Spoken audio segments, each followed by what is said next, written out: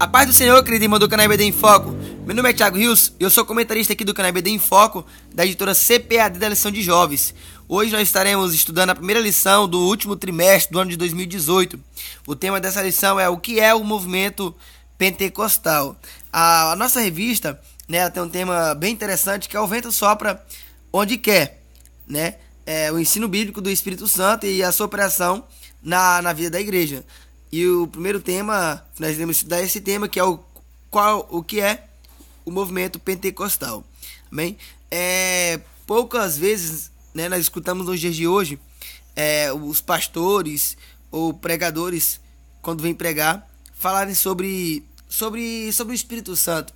Parece que há uma ausência no meio dos irmãos, há ausência no meio dos profetas, dos pregadores, dos homens que se dizem ser homem de Deus, de ministrar uma palavra, ministrar um ensinamento sobre o movimento pentecostal, né? Sobre o Espírito Santo, vamos dizer mais assim por exato nesse sentido.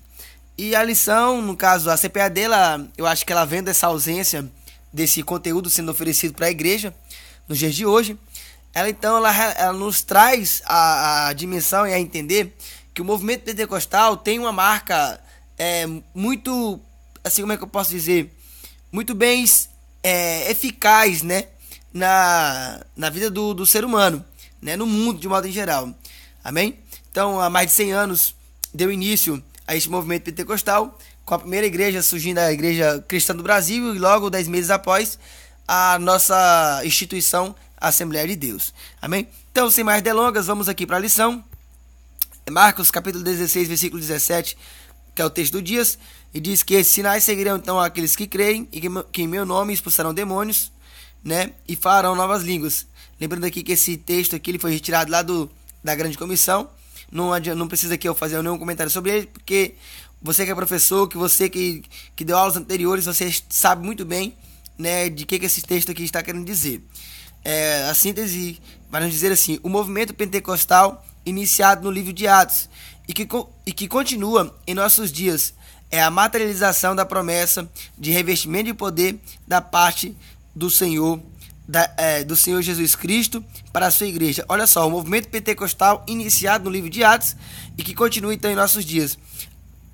Talvez pode surgir assim como um ponto de interrogação. Tiago, esse movimento pentecostal não foi há 100 anos atrás que começou, quando surgiu as primeiras igrejas, no caso a Igreja Cristã do Brasil e a Assembleia de Deus?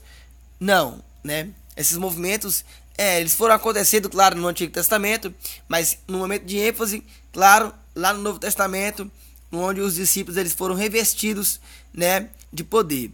Amém? Eu não quero aqui me alongar isso, porque nós temos muita coisa para estudar. O texto bíblico está no livro de Joel, capítulo 2, versículo 28 ao 32. Nós do canal EBD em Foco costumamos a não fazer a leitura desse texto para nós ganharmos tempo no decorrer da lição. Vamos lá, tá adiantada. Aqui tem uma orientação pedagógica, né, o que é o movimento pentecostal?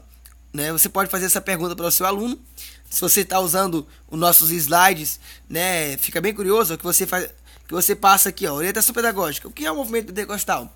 E aí você pode quebrar ali um pouco o gelo na sua classe de aula, né? Você pode parar um pouquinho, dar uma dinamizada, né? Você vai esperar quais são as respostas dos seus alunos, se eles sabem, se eles não sabem, quais serão as suas respostas. E aí você coloca então a resposta, que é o movimento pentecostal, não é um resultado da vontade humana, né?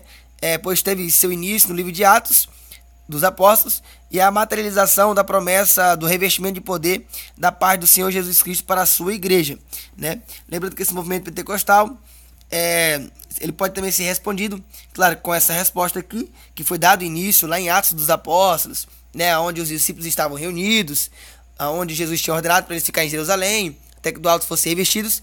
Mas você pode complementar ele dizendo que esse movimento pentecostal ele se estendeu a tal ponto de agora, há 1 século atrás, no caso há 100 anos atrás, né, no ano de 1910, deu início, no caso, com a primeira igreja, que é a Cristã do Brasil, e logo após 10 meses é a nossa instituição, no qual a Assembleia de Deus com Daniel Berg e Gunnar Wing.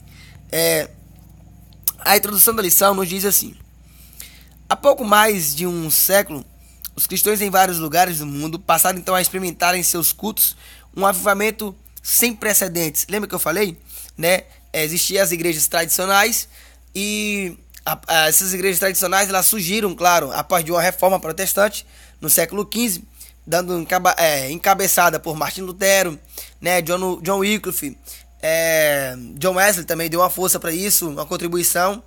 Os heróis da fé, irmãos, é só você dar uma pesquisada, você que é professor, dá uma pesquisada, leva para você levar para sua classe. Também teve um cara que foi muito forte também, Calvino, e assim por diante, né? Dá uma pesquisada sobre a reforma protestante para você contextualizar um pouco a sua lição, porque é necessário que haja isso, porque quando surgiu a reforma protestante, só havia uma instituição, que era a Igreja Católica. Então, após disso, surgiu as igrejas tradicionais, né? Presbiteriana, a Igreja Anglicana, as igrejas luteranas, as igrejas anabatistas, e aí foi surgindo, até que chegou, então, no caso, há 100 anos atrás, quando surgiu a primeira igreja, chamada a Igreja Pentecostal, esse movimento pentecostal no Brasil, né, com a Igreja Cristã do Brasil. 10 meses após isso, Daniel Berg Gunaviga, ele pousa na nossa cidade, naquele pouso ele vem de navio, cidade de Belém, né, e então surge então a nossa igreja, no qual nós pertencemos hoje, que é a Igreja Assembleia de Deus. Viu então entre eles sinais como os descritos em Atos dos Apóstolos, como falar em outras línguas, né, como o dom de curas, libertação de pessoas oprimidas pelo diabo e uma forte e profunda convicção de presença de Deus, que é uma confissão de pecados e salvação. Esse avivamento foi chamado então do movimento pentecostal. Então, há 100 anos atrás deu início a esse movimento pentecostal e pela graça e misericórdia de Deus, dessas duas primeiras instituições surgiram mais outro, e hoje nós temos aí tantas instituições que temos no nosso meio, que inclusive depois daí já surgiu as neopentecostais, né? Que já é um outro tipo de conteúdo para você levar para o seu aluno. Mas só para você tirar já desde cara a dúvida do seu aluno, o que é esse movimento pentecostal, você pode falar para ele: esse movimento pentecostal deu início lá em Atos dos Apóstolos, quando os discípulos ficaram em Jerusalém para obedecerem a promessa, a ordenança de Cristo, que Jesus falou para ele: vai para Jerusalém, ficai lá até que do alto vocês sejam revestidos. E aí, após eles serem revestidos, a Bíblia diz que eles foram revestidos de tanto poder, que Pedro lhe prega após aquilo ali, porque ali estava uma multidão reunida, né? E quase 3.000 pessoas se convertem ao cristianismo. Amém? Então foi dado início ali, procediu, né, deu procedimento, claro, nas reformas protestantes, porque isso é algo que nós temos que deixar bem claro. A reforma protestante, ela aconteceu sem sombra de dúvida por apoio do Espírito Santo, por manifestação do Espírito Santo, né? Eu tenho certeza que sem a presença do Espírito Santo, a reforma protestante não teria acontecido. E após isso, já agora aqui no século XIX, né, aconteceu um caso que nós chamamos de o início, né? O início das igrejas pentecostais, vamos dizer assim, né? Que no caso iniciou com a primeira igreja, né, cristã do Brasil, logo após a Assembleia de Deus e assim por demais. Tais manifestações da presença de Deus ocorreram então antes da história, mas dessa vez foi diferente, pois a mensagem pentecostal se espalhou então pelo mundo e trouxe profundas modificações na forma de pensar de teologia cristã, como também na própria prática cristã. Neste trimestre nós estudaremos que o pentecostalismo e sua doutrinação, no caso, neste trimestre, estudaremos o que é o pentecostalismo, sua doutrina e a sua importância para o cristianismo no século XXI. Né? Tem uma importância o pentecostalismo nos dias de hoje ainda, né? Ela foi tão forte, claro, no século XIX e agora já no século XXI, no século XIX não, no século XX no caso, né? Acabei tropeçando aqui. Mas e aí? Tem importância isso? Nós iremos aprendendo no decorrer dessa lição, no decorrer da revista de modo em geral, que tem importância sim esse movimento ainda nos dias de hoje. Antes de nós entrarmos aqui nesse primeiro tópico, que é um panorama bíblico dos Pentecostes, você deve estar observando aí que eu estou gravando esse vídeo, né? Provavelmente você está assistindo já ou no sábado, ou no caso na sexta de madrugada, né? Houve muitos imprevistos no decorrer dessa semana, muita tarefada da minha congregação, né? Outros afazeres aqui, e o compromisso que eu sempre tenho no EBD em Foco de postar os comentários de no máximo na terça ou na quarta, né? Nessa semana eu não pude contemplar. Amém? Também tem o fato da eleição, então isso me acalmou um pouco mais, porque muitas instituições não vai ter escola bíblica dominicais, mas eu sei que algumas tiveram nas sextas-feiras, e eu peço desculpa a esses irmãos que não puderam assistir o meu comentário, como forma de servir de subsídio para você. E eu quero falar para você que nós aqui do canal EBD em Focos, nós não temos compromisso com, assim, com falta de organização, né? Ou com falta de compromisso com você, que gosta sempre de assistir nossos comentários, gosta sempre de acompanhar os nossos slides. Então peço desculpa encarecidamente para todos do canal EBD em Foco, você que nos acompanha assistindo o nosso comentário, eu peço desculpa, né, por essa demora, mas eu garanto a você que foram alguns motivos justos, bem? E eu não quero me alongar isso, mas é porque nós temos muita coisa a aprender no decorrer dessa lição, é uma lição muito extensa, mas eu tenho certeza que Deus irá abençoar você que parou aí para assistir um pouquinho do nosso comentário. Como eu falei, o tema do primeiro tópico é um panorâmica bíblico dos Pentecostes. O primeiro subtópico é o Pentecostes, então, em Israel. Olha, veja aqui que ele vai trazer, então, aqui um movimento pentecostal desde lá do Antigo Testamento até chegar, então, nos dias de hoje, onde nós estamos. Para que possamos iniciar o estudo do pentecostalismo, é necessário que começamos, então, com as bases bíblicas que servem de referência ao movimento pentecostal. Pentecostes é um nome grego dado a uma festa judaica, que é as festas da colheita. Os hebreus eles foram orientados por Deus a comemorar a festa da Páscoa, a festa das colheitas, né, e a festa dos tabernáculos. A festa da Páscoa, que celebrava então a libertação do povo hebreu da escravidão egípcia, e quando o Senhor passou então por sobre o Egito e julgou aquela nação com a praga da morte dos primogênitos dos egípcios. Lembrando que essa praga aqui foi a última praga, e após essa praga aqui, a Bíblia diz que Faraó ele deixa a nação de Israel, então ela percorrer, né, ela prosseguir, ela sair dali para ir pelo lugar onde foi prometido a Abraão, que era a terra onde manava leite e mel, Canaã, né? Então Deus ele fez uma promessa para Abraão, que iria fazer dele uma grande nação e queria dar uma terra onde manava leite e mel para eles. E o fato é que essa nação estava oprimida do Egito por Faraó. A Bíblia diz então que em um certo momento Deus ele lança pragas, né? Não vou fazer um comentário aqui não, vou logo anteceder aqui no slide e depois eu faço um comentário de modo em geral, né? A festa das colheitas, comemorada então 50 dias após a festa das Páscoas, né? E que celebrava a colheita do trigo e da cevada. E também nós temos aqui a festa dos tabernáculos, que recordava aos hebreus o período em que habitavam em tendas. Essas festas eram ordenadas então pelo Senhor como ajuntamentos públicos que sempre deveriam então levar o povo a se lembrar de Deus e comemorar a sua intervenção na história. Então nós temos aqui as três festas, que é a festa da Páscoa, a festa das colheitas e a festa do tabernáculo. Havia, sem sombra de dúvida, outras datas que os judeus eles observavam, como por exemplo a festa das trombetas, né, que marcava então o ano novo civil, onde o povo fazia uma reflexão a respeito de sua relação com Deus, né, no caso aqui o dia da expiação, o Purim, e para comemorar então o livramento que Deus concedeu aos judeus por intermédio da rainha Esther. Só fazendo um breve comentário aqui sobre esse primeiro subtópico, né, que o primeiro tópico, no caso aqui, é o panorama bíblico do dia de Pentecostes, né, do Pentecoste. E o primeiro subtópico é os Pentecostes em Israel. A palavra Pentecoste, só para que deixe bem claro aqui, ela vai se referir, né, a uma festa, né, celebrada pelos israelitas 50 dias após a Páscoa. Lembra que eu falei? A Páscoa ela vai significar o quê? A libertação, né, a comemoração das pessoas, no caso da nação de Israel, né, de sair ali do Egito para ir para a terra que mandava leite e mel. No Antigo Testamento, o Senhor ele vai ordenar, né, inicialmente essas três celebrações, como nós temos visto aqui, que era a festa da Páscoa, né, no caso a Bíblia vai chamar de festa dos ázimos, né, a festa dos tabernáculos, que poderia também ser como a festa das primícias, e também, se não me falha a memória, a festa das colheitas, isso, a festa das colheitas, que no caso nós chamamos de a festa do Pentecoste. A festa da Páscoa, né, no caso, ela foi iniciada, como eu falei, na época que a nação de Israel estava escravizada, né, lá no Egito, e no qual o Senhor lhe orientou então a Moisés a falar com o faraó para que os filhos de Abraão fossem libertos. E o que aconteceu? A Bíblia diz que ele não libertou, ele não deixou a nação de Israel sair, e então vai acontecer algo que, assim, que ninguém quer que aconteça, né, com a sua família ou com seus amigos. Deus ele vai mostrar o seu poder, trazendo o quê? Trazendo alguns transtornos para aquela nação, né? E vai acontecer o quê?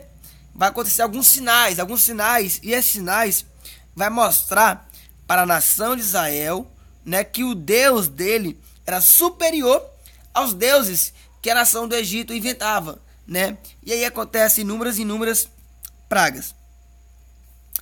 O fato é que a obediência, né, ao que Deus ordenou, né, e preservou da vida da casa daqueles familiares, porque Deus falou assim: olha, nessa praga, na última que vai morrer os filhos primogênitos, né, vocês pegam, sacrificam lá, né, o animal, passa no umbral das portas, o anjo vai passar, o anjo da ceifa vai passar, aonde tiver a marca do sangue, nós não vamos matar ninguém, mas aonde não tiver, irá morrer. E o fato é que morreu muita gente. Depois daquilo dali, a Bíblia diz que Faraó, ele fica muito chateado e decide então libertar o povo. Já no caso, os tabernáculos, ou seja, a festa das cabanas, né, tinha por preceito morar então por 7 dias em cabanas, se não for isso, 7 dias em cabanas, né, ou tendas, né, e o fato é que eles levavam 4 espécies de plantas, né, para a cerimônia, como bênção de bênçãos especiais. Era um período assim que do fim de colheitas, né? Então as famílias, eles reuniam as famílias, né? E eles tinham um compromisso de construir, né, cabanas nas proximidades ali de Jerusalém. Só para concluir aqui esse meu comentário nessa parte, então fica bem claro que a festa dos tabernáculos, né, acontecia dessa maneira, que como se fosse, eles faziam algumas cabanas e reuniam ali entre famílias e entre amigos, um momento de alegria, um momento de felicidade. O motivo então dessa alegria, tinha algum motivo, Thiago, para eles fazerem essas festas das colheitas, né, a festa dos Pentecostes? Vamos ver aqui. Deveria então ser conforme preconiza a lei, motivo de grande júbilo para os hebreus. O Senhor lhe diz, te alegrarás perante o Senhor teu Deus. Deuteronômio 6. Essa orientação divina inclui então os filhos, os levitas e estrangeiros, olha só, órfãos e viúvas. A celebração ordenada por Deus deveria então ser um motivo de confraternização,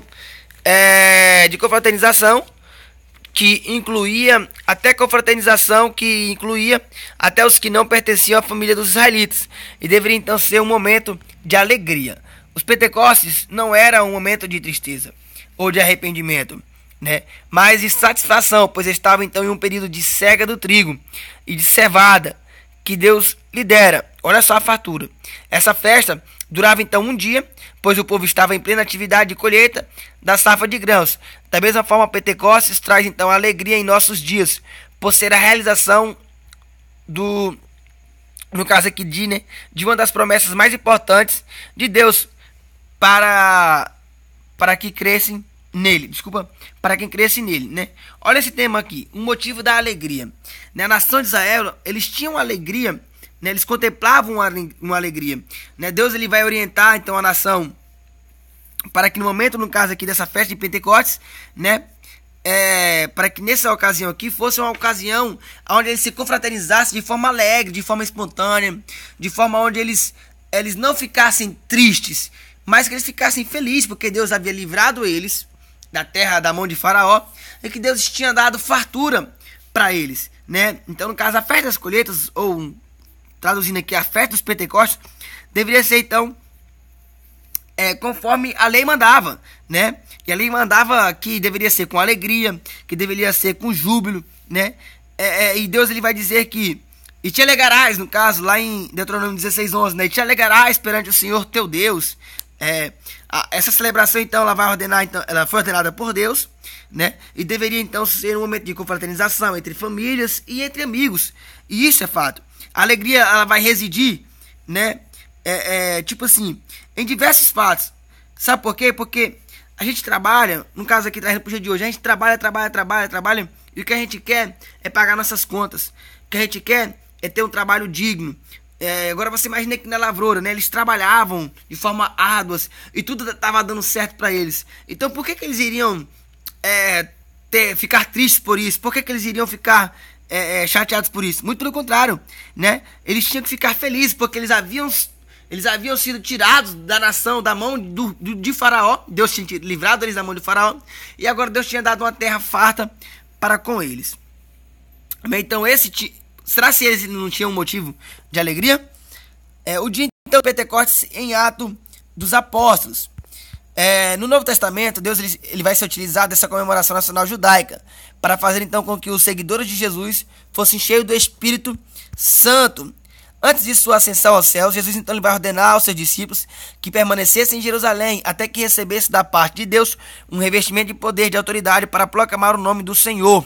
E eis que sobre vós envio a minha promessa, no caso a promessa do meu Pai. Ficai, porém, na cidade de Jerusalém, até que do alto sejais revestidos de poder.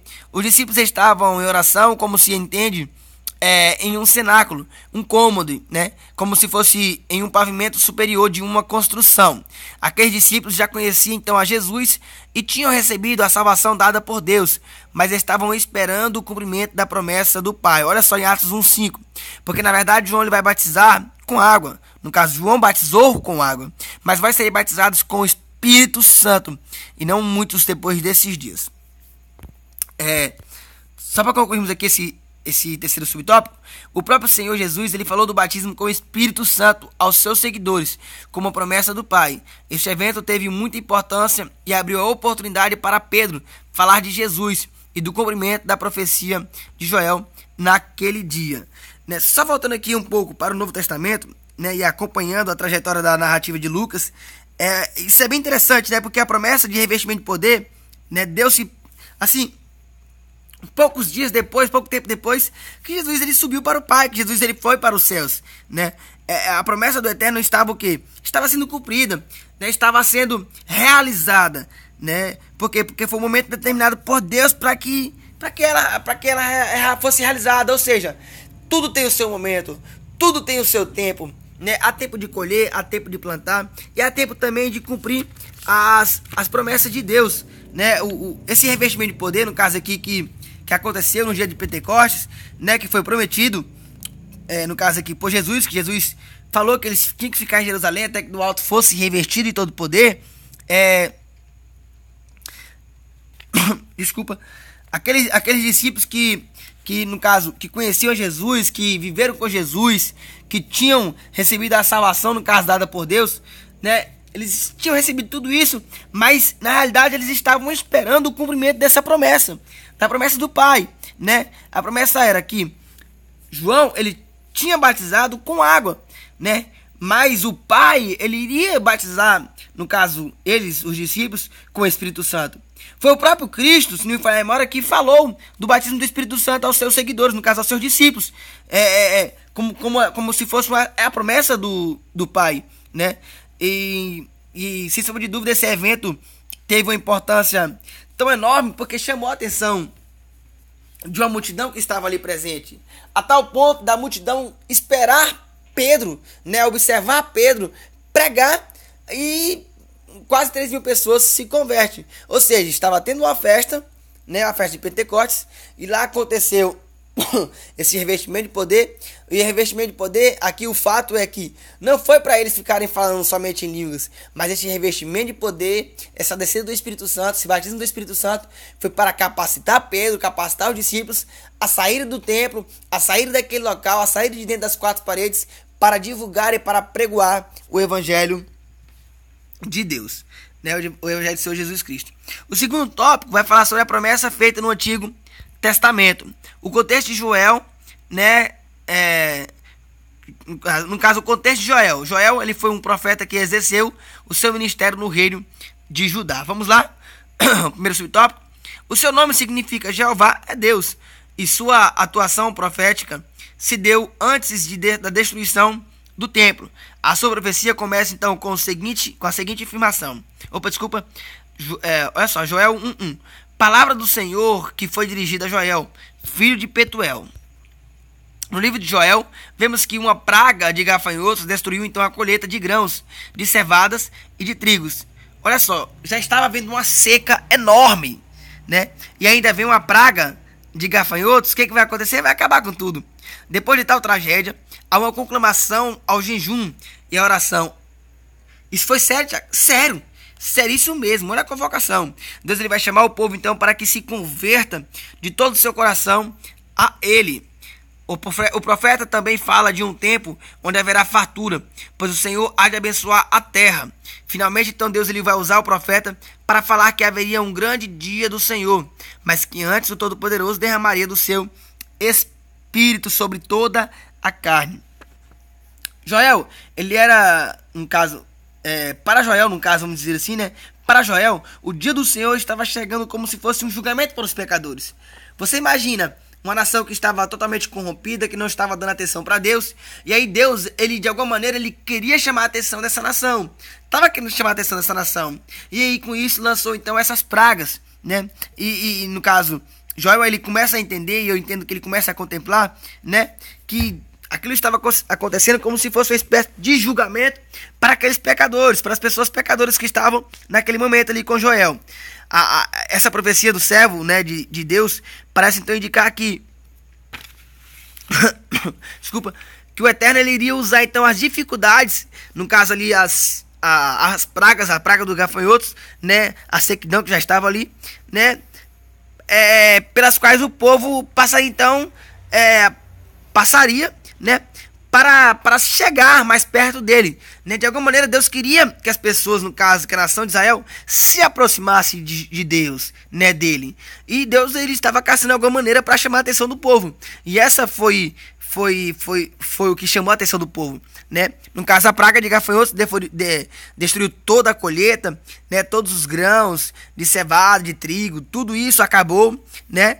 E então, após ter acontecido tudo isso, vai haver uma conclamação, né? Joel vai chamar a população para fazer um jejum e para fazer uma oração, né? O fato é que, após tudo isso ter acontecido, Deus ele vai chamar o povo para se converter dos seus maus caminhos, né?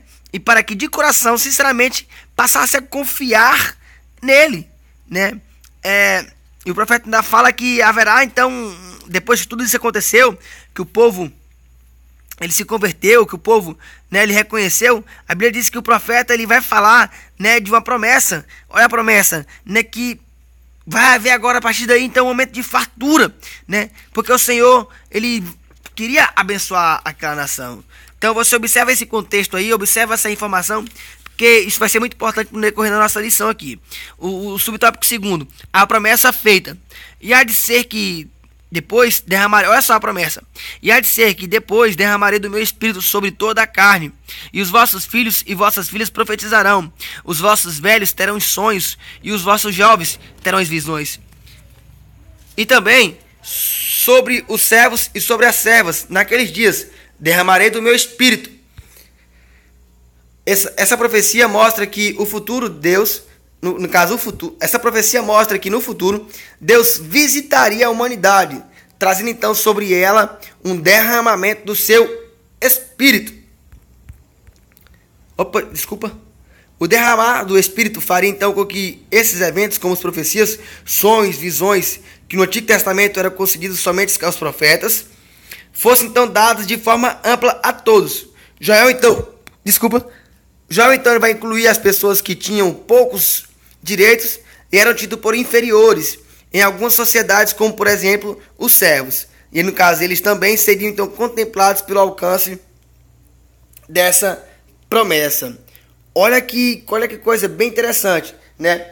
Os discípulos de Jesus, no caso aqui, quando eles estavam nos cenáculos reunidos, né? Eles estavam reunidos lá porque eles estavam debaixo de uma promessa. Eles estavam reunidos lá porque eles estavam debaixo de uma provisão divina, debaixo, vamos dizer assim, de uma confiança, né, em Cristo, de acreditar que naquela ocasião ali eles seriam revestidos, né, de poder de Deus para testemunhar, para pregoar, né, para falar do amor do Senhor. E é provável que então, por ocasião da vinda do Espírito Santo, eles não se tivessem, né, lembrado da profecia que havia acontecido de Deus para Joel. No caso de Joel, né, Deus usando Joel para profetizar para a nação de Israel, que o quê? Que nos últimos dias, né, no caso próximo à vinda do Filho de Deus, né, Deus ele iria derramar do seu espírito, né, Então acreditamos que provavelmente eles não tinham essa noção, não tinha essa noção assim, qual seria o dia, ou qual seria a época, qual seria o tempo, né, que levaria para que essa promessa fosse cumprida, né, na vida na vida dos cristãos, na vida daqueles que servem a Deus com fidelidade, né? A promessa foi que há de ser que depois derramarei o quê? Do meu espírito sobre toda a carne, né? E os vossos filhos e vossas filhas profetizarão, os vossos velhos terão visões. E os vossos velhos terão sonhos, e os vossos jovens terão visões, né? E também sobre os servos e sobre as servas, naqueles dias derramarei então do meu espírito, né? Joel 2, 28 e 29. Essa profecia ela vai deixar bem claro, ela vai mostrar que no futuro, no caso agora aqui já na nação de Israel, já no caso aqui os discípulos, já está agora aqui numa época bem futura, né? Poderia então alcançar essa promessa. Só que como eu falei, talvez eles não tinham essa ideia ou essa perspectiva de que isso iria acontecer nos dias deles. Eles estavam, sem sombra de dúvida, lá no dia de Pentecostes, né? Esperando, sem sombra de dúvida, Jesus cumprir com a palavra, né, que Jesus tinha falado para eles, ficar em Jerusalém até que do alto fossem revestidos. Eles estavam lá, só que acreditamos que eles não tinham essa dimensão, que eles não tinham, vamos dizer assim, essa acreditância, né? Eles não tinham acreditado de maneira suficiente que isso poderia acontecer nos dias dele. Para encerrarmos aqui o segundo tópico, tem um tema, o alcance dessa promessa. As palavras proferidas então por Joel foram relembradas pelo apóstolo Pedro por ocasião do seu discurso no dia de Pentecostes.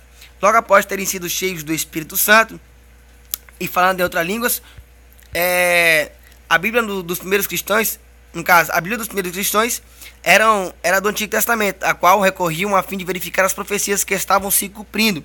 Pedro então de imediato não apenas reconheceu que a profecia de Joel se cumpriu naquele momento ali, mas que esse cumprimento tinha inicialmente dois objetivos.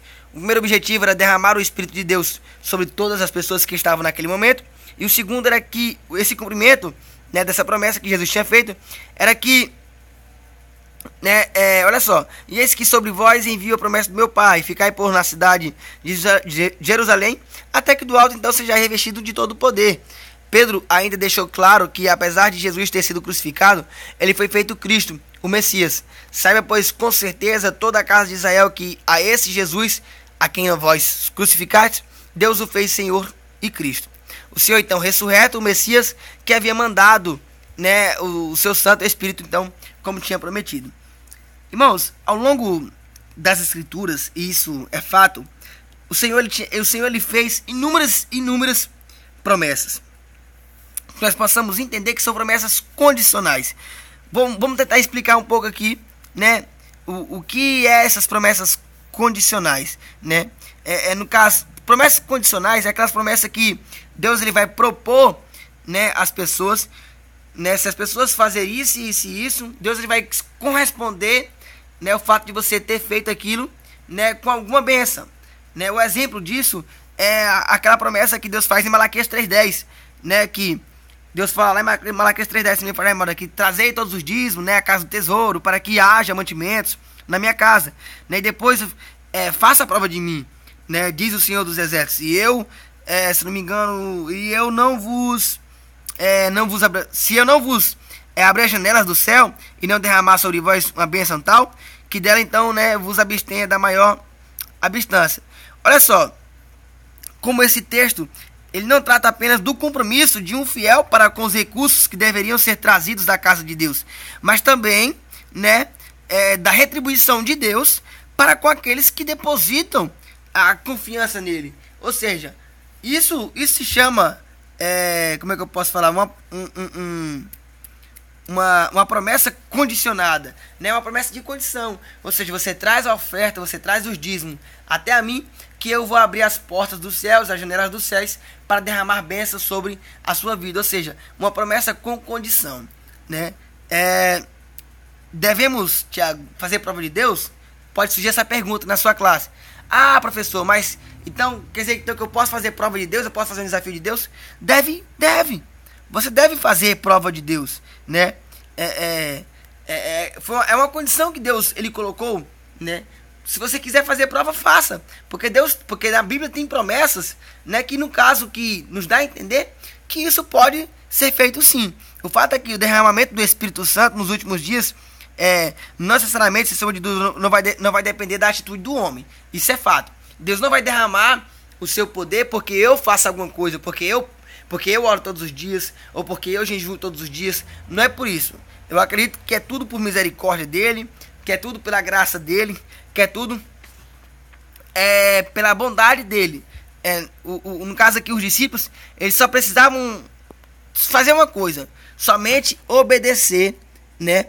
Obedecer a Jesus e aguardar então a promessa que Deus tinha feito para que eles ficassem em Jerusalém. Só era para eles fazer isso, né? Então, cumprindo então essa promessa, o fato é que Pedro de imediato, vamos dizer assim, não apenas ele reconheceu a profecia lá de Joel, né? Mas a tal ponto, né, como também que ele fez aqueles dois objetivos, como eu falei, como a lição traz aqui. Dois objetivos qual eram? Era o derramar do Espírito, né? Que ela mostrava um sinal bem claro de que Deus estava revestindo todos os discípulos, todas as pessoas que estavam naquele momento. E a outra coisa, né, que acontece de forma bem clara, que aconteceu de forma bem clara para cumprir a profecia de Joel, é que as pessoas passassem a testemunhar, né, daqueles que ele estava invocando, no caso Jesus, a tal ponto de que aquele que invocar o nome de Jesus seria salvo. E tal, isso foi provado quando Pedro ele prega e quase 3.000 almas se convertem então a Jesus. Para encerrarmos a lição, que já está ficando bem extenso, com o terceiro tópico: Pentecostes, uma promessa cumprida em nossos dias. O Pentecostes antes do século 20. No século 2 da nossa era, né, no caso aqui Irineu de Lyon, né, disse que temos em nossas igrejas irmãos que possuem dons proféticos e pelo Espírito Santo falam toda classe de idiomas. Mas a manifestação do poder de Deus não se restringe a falar em outras línguas. E isso é fato, irmãos. Existem muitas pessoas que pensam que o batismo com o Espírito Santo ou o revestimento de poder só é ficar dentro do templo falando línguas estranhas, né, pulando, dançando, gritando. E não é isso. Nós vamos aprender aqui mais um pouquinho aqui no decorrer dessa lição. A história relata casos em que pessoas usadas por Deus foram portadoras de mensagens proféticas específicas, claro, como no caso aqui John Weldon, um escocês do século XVI, que após orar sobre o caso de 2 mercadores de tecido que queriam passar pela cidade de Ari, onde ele residia, Wilk disse que então aos magistrados que havia uma praga nos rolos de tecido daqueles mercadores e os homens então foram impedidos de entrar. Aqueles homens que seguiram para uma cidade vizinha e lá uma praga se espalhou, matando então diversas pessoas. Como vemos, Deus jamais deixou de manifestar os seus dons por meio de seus servos. Um estudo honesto sobre a história da igreja mostra então que o dom de línguas e outros dons ocorre de forma espontânea em diversos países e com pessoas de diferentes denominações. Irmãos, uma das questões mais acirradas, né, por parte dos teólogos reformadores, sem sombra de dúvidas, podemos dizer assim, no caso, e os sensacionistas, né, é a alegação de que ao longo da história da igreja, as manifestações pentecostais, no caso, as manifestações pentecostais, vamos dizer assim, né, conforme relatado aqui no caso em Atos, que foi o que nós aprendemos, que foi o que mais chamou a atenção da igreja e dos irmãos, deixaram de ser vistos. Parece que nós vemos muitas pessoas dizerem que Deus ele deixou de operar hoje no meio da igreja, né? Que os milagres, que os dons, parece que deixou de ser manifestado hoje no meio da igreja, né? Isso é um debate muito extenso que tem acontecido no meio de grandes teólogos, né?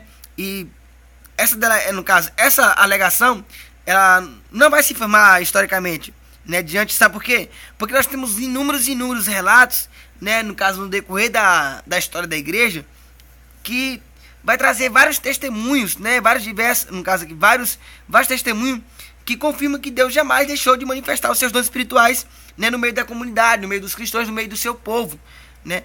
Eu não sei se na sua cidade não tem acontecido. O fato é que milagres extraordinários, sim, sem sombra de dúvida, pararam de acontecer. Mas parar de acontecer assim, diminuiu, né? Não é que acabou, mas diminuiu. Amém? Mas nós temos que realçar aqui uma coisa, né? a manifestação do poder de Deus não está baseada somente em falar línguas estranhas, né? Mas está sem sombra de dúvida em mostrar para mim que eu sou capaz de sair em uma rua e pregar a palavra de Deus, que eu sou capaz de sair de um templo para anunciar a palavra do Senhor.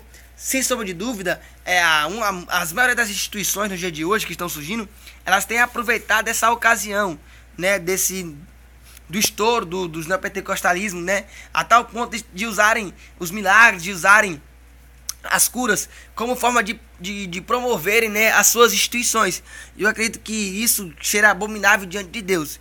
Eu acho que, sem sombra de dúvida, Deus, ele se alegra quando a pessoa é curada, mas o fato mais importante é que Deus, ele vai se alegrar quando a pessoa coloca em seu coração, após ser revestido pelo Espírito Santo de todo poder, coloca em seu coração o desejo de pregar para uma outra pessoa que o importante dessa vida não é construir os bens aqui na terra, porque tudo isso é passageiro, mas o importante dessa vida é construir os bens no céu. E para construir os bens no céu, nós temos que mortificar nossa carne e viver para Deus, somente para Deus. Amém? Vamos aqui logo para o segundo subtópico, que vai nos dizer assim: no início do século XX, né, as manifestações pentecostais ressurgiram de forma sistemática no fim do século XIX e se multiplicaram então no século XX. Na Suécia, em 1902, um pregador batista chamado Levis Petrus recebeu então o batismo com o Espírito Santo e falou em línguas, tornando-se então um dos mais importantes nomes pentecostais do seu país. Nos Estados Unidos, em 1905, William Seymour recebeu então a mensagem pentecostal de Charles Fox, né, Power, e se tornou então um dos líderes do pentecostalismo na rua Azusa. E na China, no ano de 1907, por intermédio da missionária Netri Norma, que recebeu o batismo com o Espírito Santo na rua Azusa, muitos chineses então foram visitados por elas. E da mesma forma, né, que a reforma protestante foi um divisor de águas da história da igreja, o pentecostalismo também trouxe um grande avivamento ao cristianismo em várias partes do mundo. E isso é fato, prezado ouvinte do canal EBD em Foco, né? Assim como aconteceu, eu falei isso lá atrás, não quero me alongar aqui, mas assim como aconteceu no século XV, a reforma protestante, uma luta árdua para que isso viesse a acontecer, também aconteceu há 100 anos atrás, quando surgiu a primeira igreja, no caso, pentecostal, que é a Igreja Cristã do Brasil, e logo após a Igreja Assembleia de Deus. Se você não conhece a história da nossa instituição, a Assembleia de Deus, eu peço que você pesquise um pouco e leve para a sua classe, para mostrar para os seus alunos como foi tão importante, né, a vida de Daniel Berg e Gunnar Virg. Nós vamos aprender isso aqui já nesse terceiro subtópico aqui, né, que é o Pentecoste no Brasil. Mas só antecedendo a você, leve para a sua sala de aula, pesquise um pouco, leve essa história para a sua classe de aula, como surgiu a Assembleia de Deus no Brasil, né? Deu início aqui no nosso estado, no estado do Pará, e foi muito importante, foi muito belo o trabalho que Daniel Berg e Gunnar Virg deu como início aqui no nosso estado. O Pentecoste então no Brasil, vamos lá entender um pouco sobre isso. É notório que os Pentecostes alcançou o Brasil no início do século XX.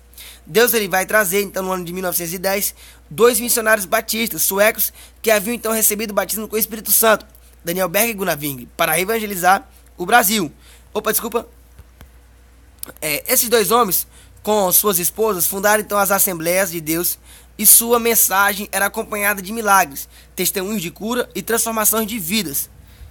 A mensagem pentecostal então foi se espalhando por nossa nação, e hoje os pentecostais representam então no Brasil a maior ala do segmento cristão evangélico pelos dados do IBGE. Eu não quero aqui me alongar a esses dados, né, mas só trazer para você aqui um dado, né, que no censo de 1991 os assembleanos eram somente 2,4 milhões de pessoas, né? Já no ano de 2000 passaram então para 8 milhões e 400 mil crentes, né, cristãos da Assembleia de Deus, né? E no caso já 2010 aqui aumentou então para 12 milhões e 400 mil habitantes, ou seja, 6% da população brasileira é assembleana. Olha o impacto que houve, né, com Daniel Berg e Gunnar Virg. Olha só, há no Brasil aproximadamente 12 milhões de cidadãos que se dizem pentecostais da Assembleia de Deus. Isso é o censo do IBGE. Note então que em nossos dias as Assembleias de Deus não são a única denominação pentecostais. Isso é fato, eu falei lá atrás. A primeira igreja que surgiu foi a Cristã do Brasil. E logo 10 meses após isso, surgiu então a Assembleia de Deus, né? Há muitas igrejas em solo pátrio que fizeram então a mensagem pentecostal a sua vocação, seja por origem, seja por mudança de pensamento, por ocorrência de avivamentos e manifestações espontâneas dos dons espirituais. É só você pesquisar, né, as histórias das igrejas pentecostais no Brasil, que você vai ver quais são as igrejas pentecostais, e leva para sua classe de aula, leva para os seus alunos, né? Tira a curiosidade deles, porque tem muita gente que pensa que igreja pentecostal só é a Assembleia de Deus, e não é, isso não é fato. O fato é que a Assembleia de Deus, que está no Brasil, Deus e Amor, né? Quadrangular, Evangelho Quadrangular, essas igrejas são as igrejas pentecostais. Então, leve para seus alunos, né? Isso, que eu tenho certeza que eles irão gostar. Amém? Estamos caminhando já aqui para o final da nossa lição. As igrejas pentecostais comprometidas com a pregação da palavra de Deus e ensino da palavra tem como foco, então, de sua mensagem a necessidade do arrependimento de pecados e da salvação. Isso tem que ser o principal, né? O eixo da mensagem da igreja pentecostal, né? Eu sempre aprendi, no caso, eu sempre gosto de estudar, né, com professores teólogos das igrejas tradicionais, porque eles têm muito isso, né, no seu eu, dentro deles, que nós temos que entender uma coisa: falar em línguas estranhas é bom, sem sombra de dúvida, alegra a nossa vida, né? Pular é bom, mas o mais importante da nossa vida é entender o plano da salvação. Nós entendemos que nós somos miseráveis e que nós somos carecedores da graça de Deus, né? E que se não fosse Jesus Cristo ter vindo nessa terra, morrido para perdoar os nossos pecados, nós não poderíamos, no caso, sequer falar em línguas estranhas.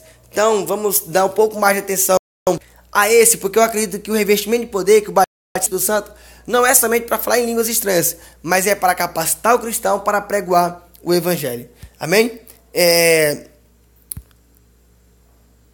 A pregação da palavra de Deus, o ensino da palavra de Deus, tem também como foco de sua mensagem a necessidade da cura divina, né? De andar em santidade e da prática do testemunho da pessoa de Jesus Cristo. Só para concluirmos, eu só fazer a leitura aqui para já encerrar a lição, está bem longa já o nosso comentário. Deus declarou que seu Espírito seria derramado sobre toda a carne. E essa promessa então foi cumprida após o retorno de Jesus aos céus, no dia de Pentecostes.